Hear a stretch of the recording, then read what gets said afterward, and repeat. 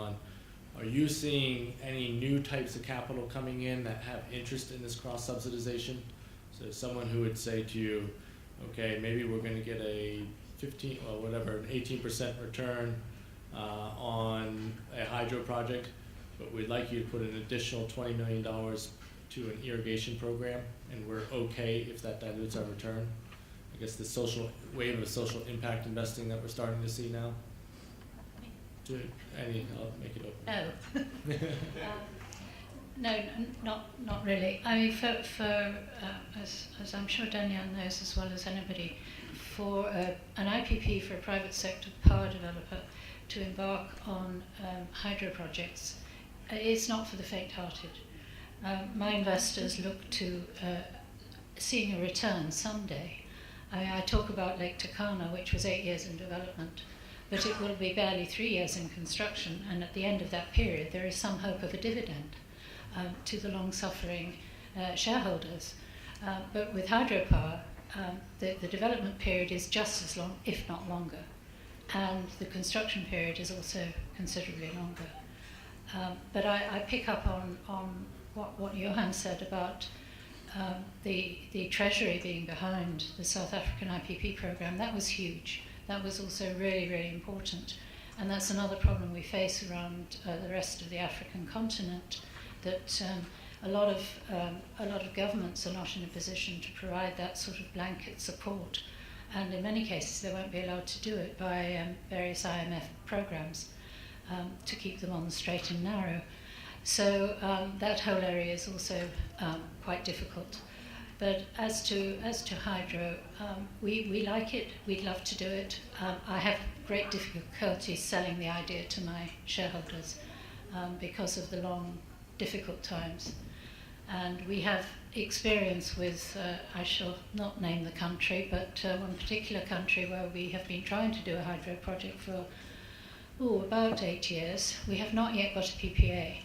And it took the particular government in question 46 months from first calling for expressions of interest for its transaction advisors to appoint the first of those transaction advisors. So that's a measure of some of the problems we face in trying to do these big projects around the continent. And Lake Turkana is very big, 310 megawatts wind. That's when it's constructed, it will be the biggest wind project in Africa. The project I mentioned in Nigeria is 450 megawatts. That's $900 million. I mean, these things are difficult to structure and they take a long time. And no, I'm not seeing any particular innovative solutions to that particular problem. I think you raise an interesting point. I think Africa's starting to see, Africa always like to say we're not one country, 54 countries. And I think they're going to learn I think all of a sudden it's become apparent the hard way that Africa's 54 countries, because capital is going to flight to the good countries where you can get jobs done. And that raises a very interesting topic around the sovereign guarantees. I think you get to the heart of it, that at the end of the day, the Department of Treasury is standing behind the different IPP programs in South Africa. And I constantly hear, and speaking to my panelists, we're hearing that sovereign guarantee is off the table. I'd like to approach this question in two ways. Because one, I'm still confused as to what is a sovereign guarantee. And let me be a bit cheeky, but I will get governments who will say that I'll give you a sovereign step-in right.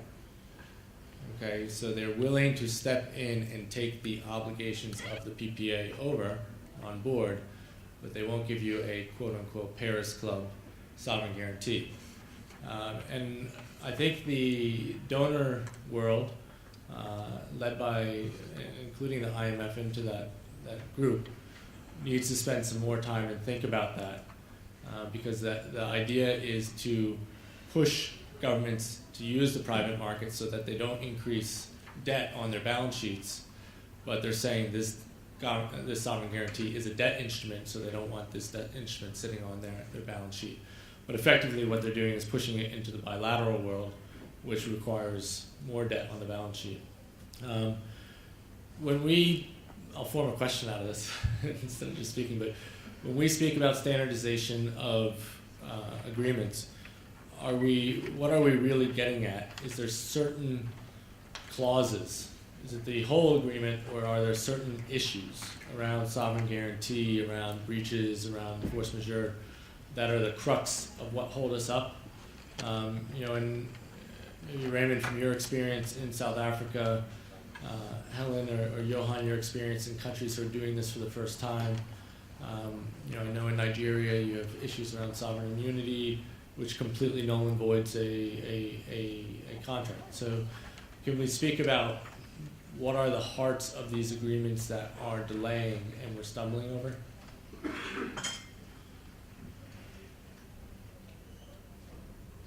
What I say sometimes is that it's important for us to make a project bankable. What does that mean? Well, it depends upon who the banks are, right, and who the co-investors are to a certain extent. A sovereign guarantee, to me, as such, is not necessarily something that makes a project bankable. I mean, it could be a country that doesn't really have any balance sheet behind the sovereign guarantee. Yeah. So I think it's more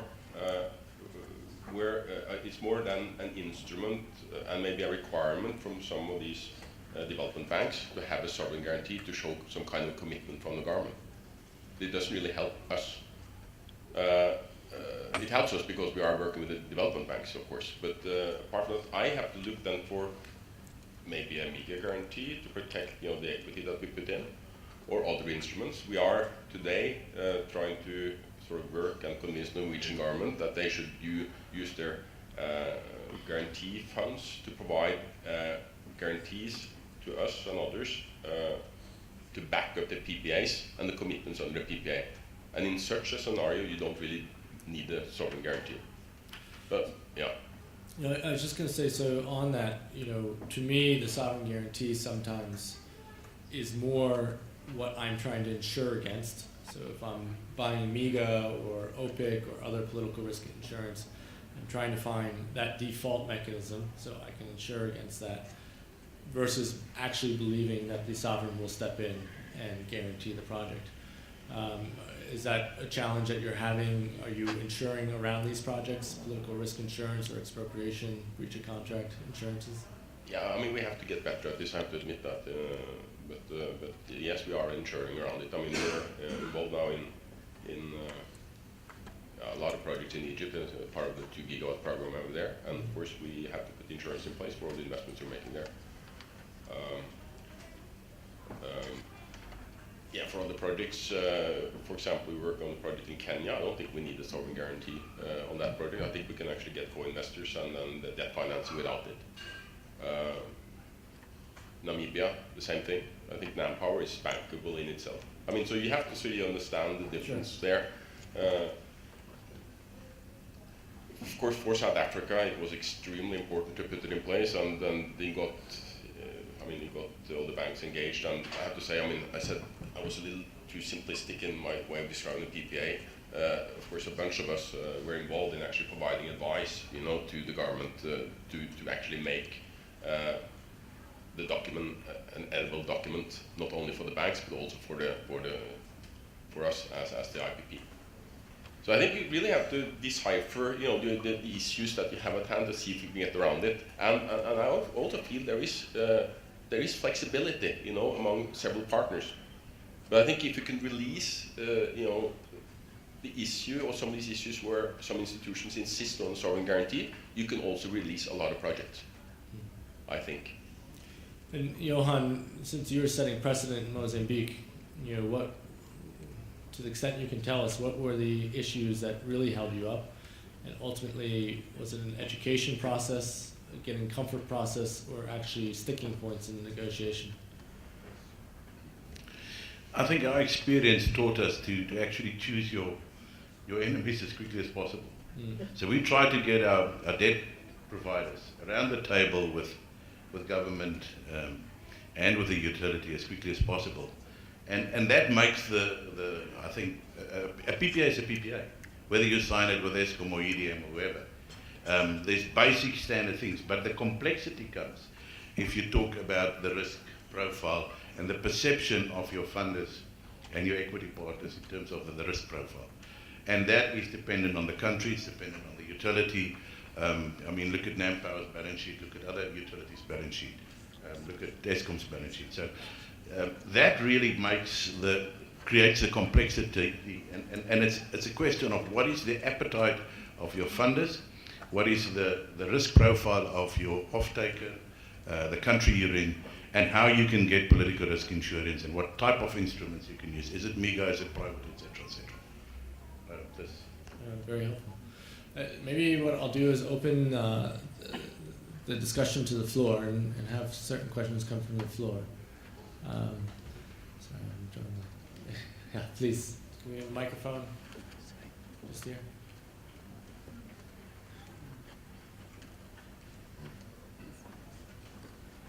Hi, Brian. It's Rosalind Thomas. Yeah.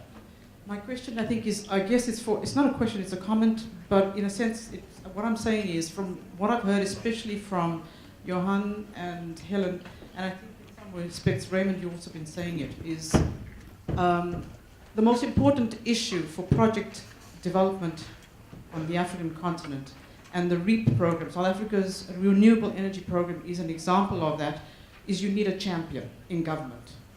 Because if you can have your PPAs, but your PPAs, unless they've been supported by a government that's willing to listen to what the private sector needs and wants, and they have a champion, and yes, Treasury was a champion, but Treasury also had within the Department of Energy an additional champion that actually was responsive to the private sector, I think, on the REAP program, and was able to bring in the right advisors, and therefore marshal all the resources that were necessary to make things happen. And I think in other African countries, it is not necessary to have had all the right things in place if you at least have the champion who's willing to move and change and to address the weaknesses that exist in the country on the particular projects. So for example, yes, you had the right PPA put in place with teams of lawyers and advisors working around that. But you also had the ability of government to move from the first program to the second one, where they changed from the feed-in tariffs to another approach on financing and on pricing of the tariffs, etc. So I think that's an important point. And the most important point for me is the champion, the government champion. No, I'll respond to that because I think that's a fascinating point. There's so much of this which is standard, but it's not standard to the host party. So getting into the view that this is an acceptable allocation of risk for the government based on international standards takes that champion.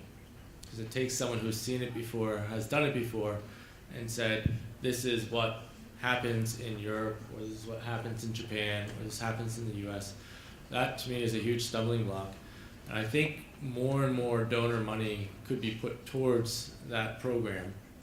I've seen a lot of it firsthand in Ethiopia with the Power Africa bringing in a specialist to sit with the government. And at the end of the day, you take risk, and risk should sit with the person who's best willing to deal with it. There will be some overlap, and that will require negotiation, but you shouldn't have to fight for the issues that sit with the government from a risk perspective. You know, they should be able to get very quickly comfortable that this is something they can deal with. So I think that's a fascinating comment. I just want to speak from the perspective of a person who works for the guarantees, structures the guarantees. And there's a lot of misconception in the market, both on the government side and on the private sector side, about the difference between developmental institution credit guarantees, whether you call them a PRG or a PCG, which is why we try to get away from that nomenclature. We call them guarantees. And then what's offered via the private sector development institutions such as MIGA or private insurers, and the impact to balance sheet and also IMF treatment. And let me just share with you that if it is a World Bank guarantee, an IBRD or IDA guarantee, it's very likely that that is not going to cause a negative impact on a country's IMF headroom.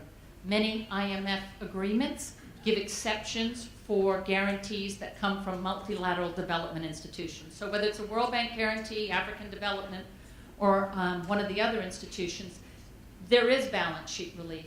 Also, the popularity of put-call option agreements. This has come into the market with governments because that also gives governments balance sheet relief. They're exchanging their liability for an asset. So that is a form of mitigation for those governments. The other thing I want to say is that, as the gentleman said, guarantees don't make projects bankable. And in truth, when you have a multilateral development guarantee, what you actually have there is protection against the perception of risk.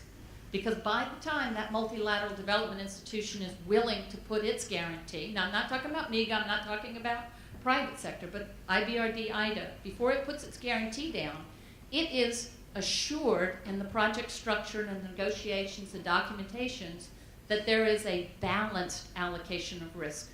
Governments like to call in the multilateral development banks to provide guarantees over sovereign guarantees, not only for that balance sheet relief, because it can minimize the amount of balance sheet impact. It can either be zero, it can be allocated between liability and asset, or the other is the guarantee can minimize the amount that actually has to be footnoted for the IMF or whomever. So an example of a 20-year PPA, if a government gives you a sovereign guarantee for that, they're going to have to guarantee the revenue per annum times 20 years, or the term of the PPA.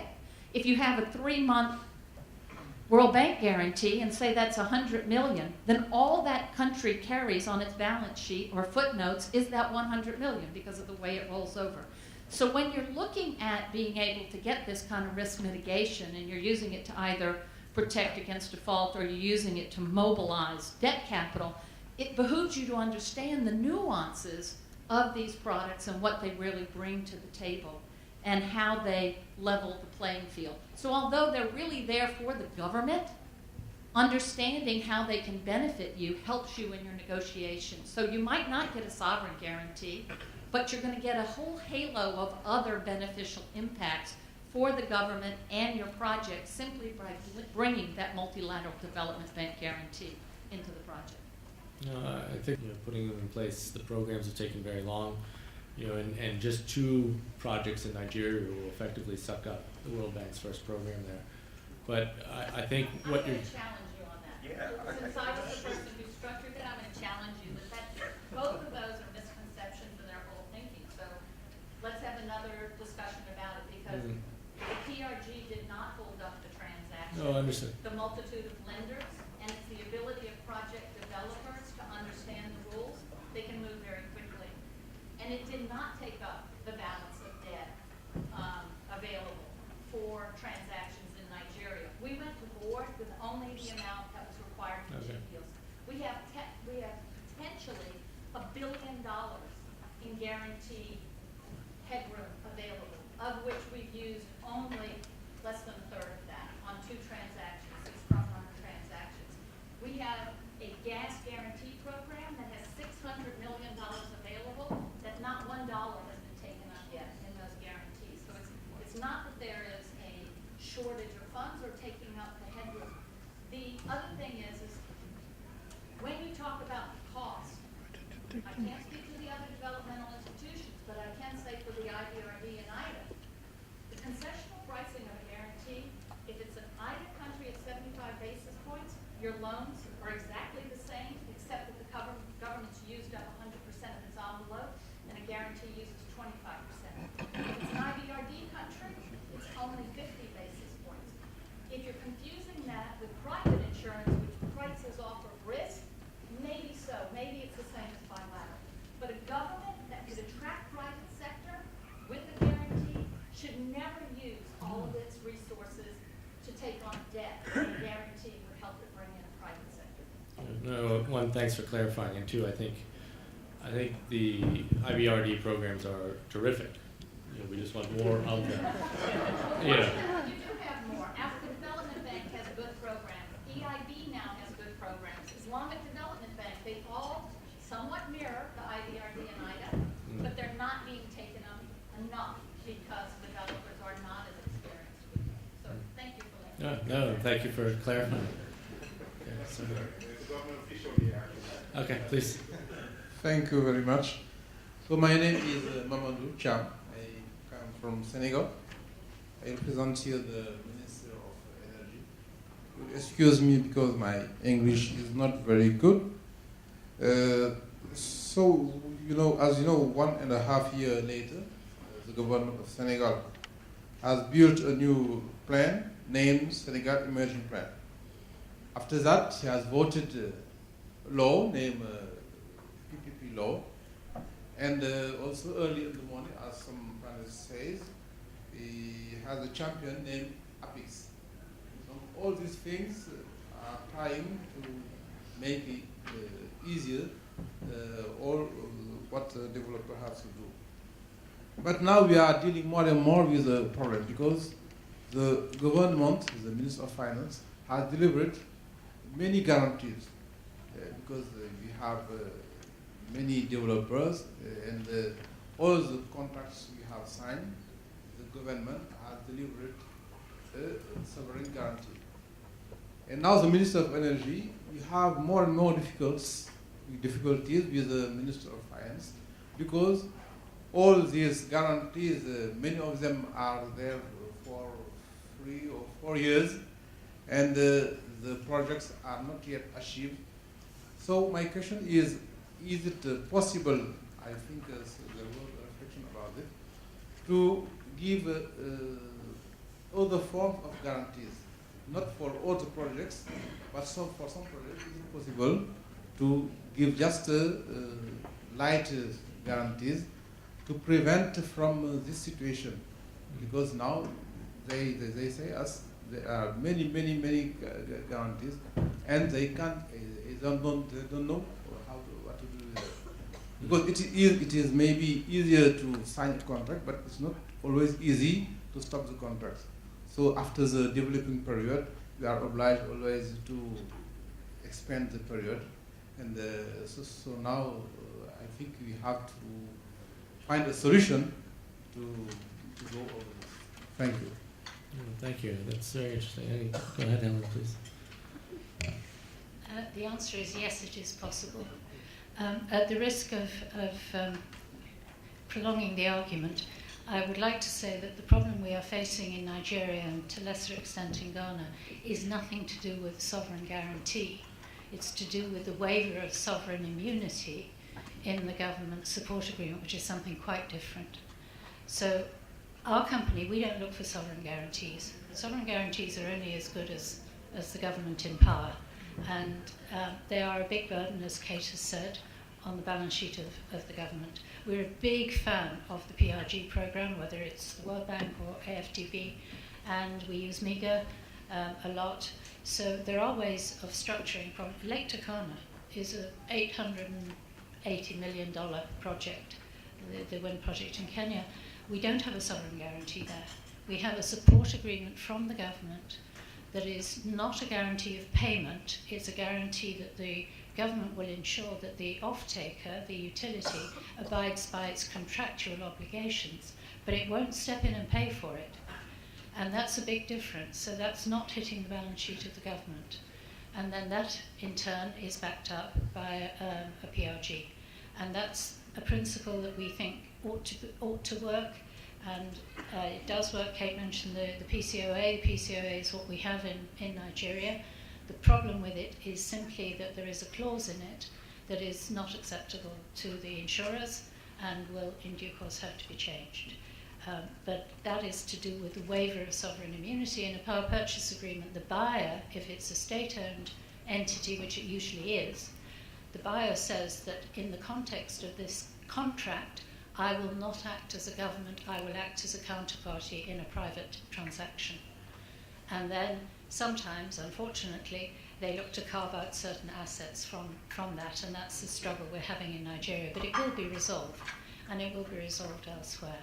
So yes, it is possible to do it without a sovereign guarantee, and I'm fully in agreement with Raymond. I don't think a sovereign guarantee on its own makes a project bankable. And I think maybe just so we can frame the discussion better, the word really we're speaking about is credit enhancement. And credit enhancement can come through different forms, and that, I think your question about are there other ways, it's very important that risk gets allocated correctly. If someone takes a sovereign guarantee and then shops that around to raise capital and the like, that then puts undue risk onto the government. And there needs to be ways that that is dealt with correctly as well, because the government shouldn't be the enhancement of a project that the counterparties haven't done their work yet. Right, Mark Tanton, my company is Redcap. We're a renewable developer in South Africa. One very quick comment on sovereign guarantee, then a question. If you look at South Africa's program, sovereign guarantee was good to kickstart it. The reality, in my view, is the program worked because of transparency, consistency. We have delays, but we know what the rules are, and we know that adjudication is above board. The guarantee has to be finite. I'm not an economist, but our country can't keep guaranteeing these mega PPAs. We must get to a point where, in terms of the country's balance sheet, you can't keep guaranteeing. We have to move on to something else. The issue we then face is we have a rand-denominated PPA. So you hear from professional money in South Africa, the tariffs have come too low for them to participate. They're going north of our borders because they are dollar-denominated. So at what point is it more important to have a dollar-denominated PPA versus that guarantee, when that guarantee, by definition, if you want a program that rolls out, has to be finite? Any thoughts? I mean, from my perspective, it's a pricing point, right? You know, I can price in the cost of my guarantee. I can price in the cost of my FX exposure. You know, and I need to weigh those two different opportunities. I think the South African example has been very interesting. A lot of people who sat on the sidelines are now wishing they hadn't. And the creditworthiness, you know, ironically, South Africa's been going down, yet developers are running to its IPP programs. So, you know, I think at the end of the day, it's a cost. I think the other thing that people leave out of the whole South African equation is there's just been huge amounts of rand debt available for these projects. And the rand has taken the DOE and Treasury as a good bankable program. So that's different than how the dollar DFI money's been looking at some of the other projects up north. So I'm very interested to watch the coal IPP program play out. I think that's going to show a lot about what people think about the dollar rand. I think it's priced tight to a dollar person, but there's certainly more interest than there is need right now. So we'll see. Time for one more question, then we have to take a tea break. Oh, time for a tea break now. Sorry, we have 10 minutes for tea break, and then we're demanded right back in here. Doing business in Africa. You can't afford to be without Africa Investor.